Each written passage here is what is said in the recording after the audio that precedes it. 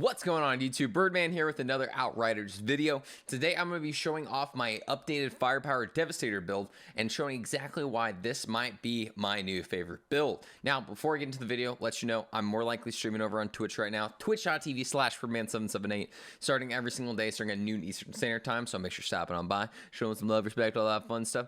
Also find me here on YouTube at youtube.com/Byrdman778. Drop a thumbs up, a sub, and a membership on the channel if you want, and also twitter.com/Byrdman778. Let's get right into it. Now, I mentioned this is my new Devastator Firepower build. Before, Devastator didn't really synergize well with Firepower, just purely off the fact that one of his set bonuses for the set that we're currently using on our armor wasn't properly working. Now, we'll get into that here in a second, but just know now they have it fixed, so you should be good to go being able to use a full Firepower set for Devastator. Now, the weapons that I chose for this build specifically are the Death Shield. The Death Shield is an automatic shotgun with weapon life leech, healing received, and close range damage, and it comes with the perk Fortress. Shots increase your current armor and resistance by 5%, stacking up to 3 times at maximum stacks. The buff is doubled and additionally grants 3% damage increase for 10 seconds. Now, this used to be a lot different. It used to just be kind of like a flat bonus to everything across the board, but the realization that as long as you're just like holding the weapon, you're getting this bonus, they kind of went, okay, we want you to actually have to try to get said bonus, so now you actually have to like shoot your gun and stuff like that, which we're still able to use it with like a Roaring Umbra and stuff like that. You always have to shoot just to get that Kinetic Stomp to go off anyway, so you're able to do this pretty easily anyway. But for the Death Shield, we also added in the Dark Sacrifice mod. During combat, your weapon drains up to 50% of your max health in exchange for 75% weapon damage. Now, this is really great for single target combat, or if you're just like looking just to like 2-pop enemies across the map. I mainly use this for bigger enemies, but just know across the board it's really solid. But for our second weapon, this one's gonna be more your mobbing weapon and probably your main weapon in general, just because of the amount of ammo it has, and that's the Fatal Symbiote Submachine Gun. This one has armor piercing, status power, close range damage.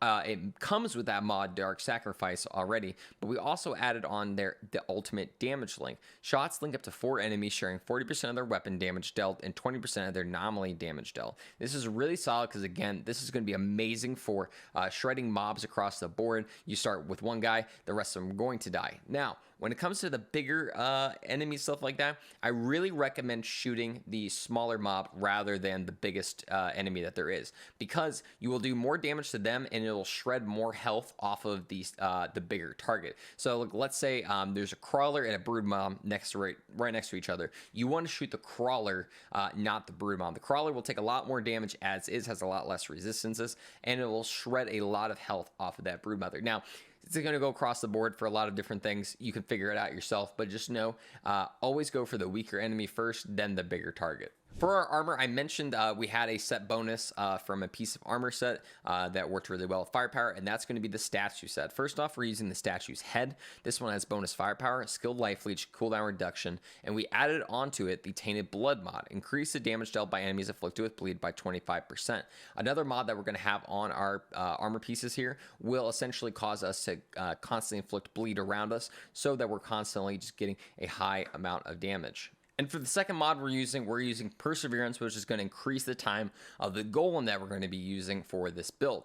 Next up, on the chest piece, we're using the statue's torso. Has bonus Firepower, skilled life leech, cooldown reduction, and then the main mod on it was the Power of the Stones. When the skill is active, allies are given a 40% weapon damage bonus for 8 seconds. This is really solid just because we're going to boost our weapon damage whenever we activate Tremor, making sure that, let's say like our golem isn't on at that current moment, we're getting a bonus from Power of the Stones and also from the set bonus that we're using for our statue set.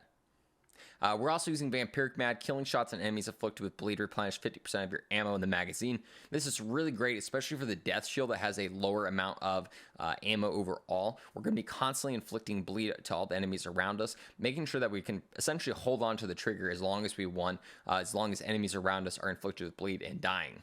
Next up, we're using Deathproof legs. You can actually look at this and it's going to look like I'm using statue legs thanks to the new transmog system that they added in the new Horizon update. I decided to make them look like the statue legs, so I'm just a big old rock boy. But this has bonus firepower, close range damage, healing received, and the base perk for it is Primal Chain Gun. Boulder Dash. Every enemy damaged by your skill increases your weapon damage by 15% for 10 seconds, stacks up to 5 times. This one is amazing, purely off the fact that just hitting enemies boosts your firepower by 15%. This is just really great all around because it kind of takes off the need to use things like Sharp Eye.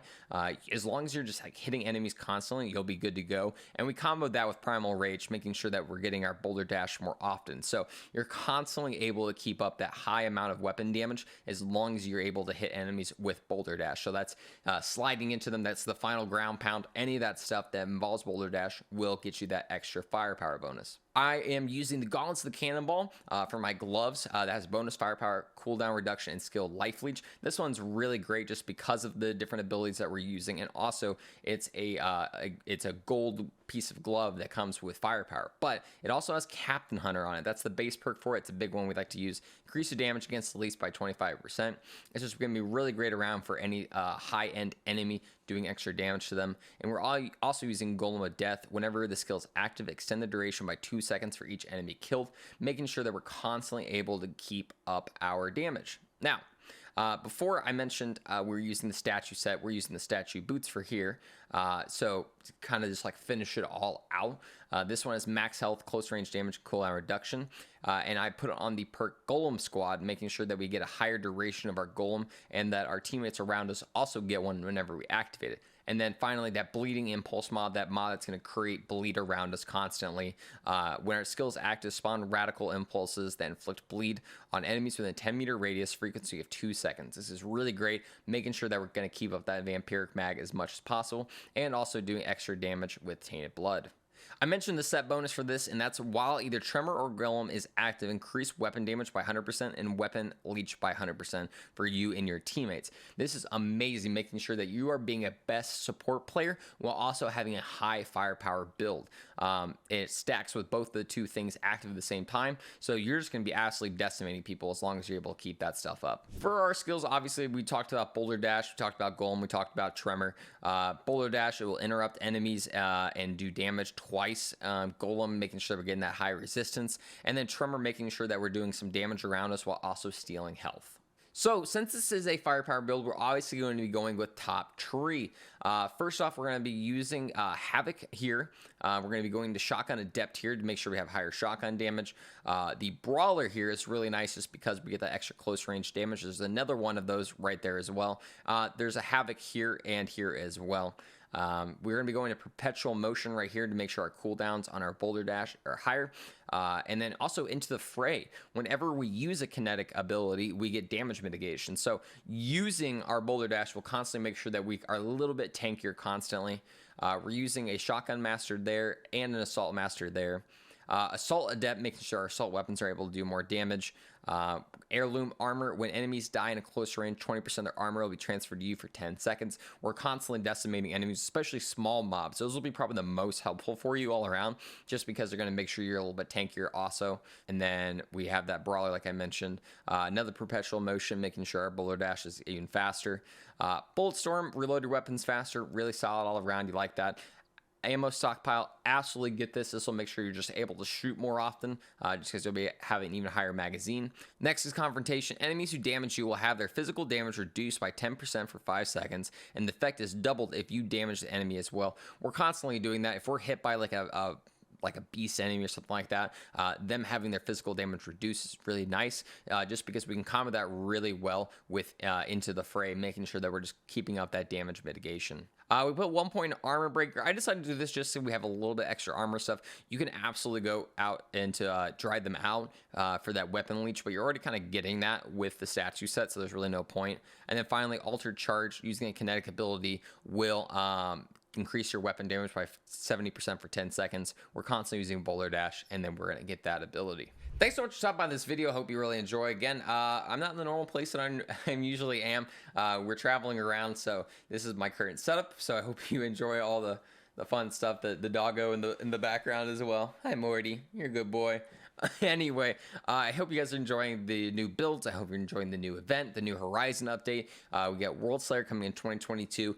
Outriders is absolutely on a climb, so make sure you're checking out the game. I'm very excited for everything to come. But yeah, I'm streaming every single day starting at noon Eastern Standard Time on Twitch. I'm going to be uploading a lot here on YouTube, shorts as well. And then check out my Twitter, twitter.com/Ruban778. Guys, thank you so much for watching this video. I hope you have a great night, day, or whatever it may be.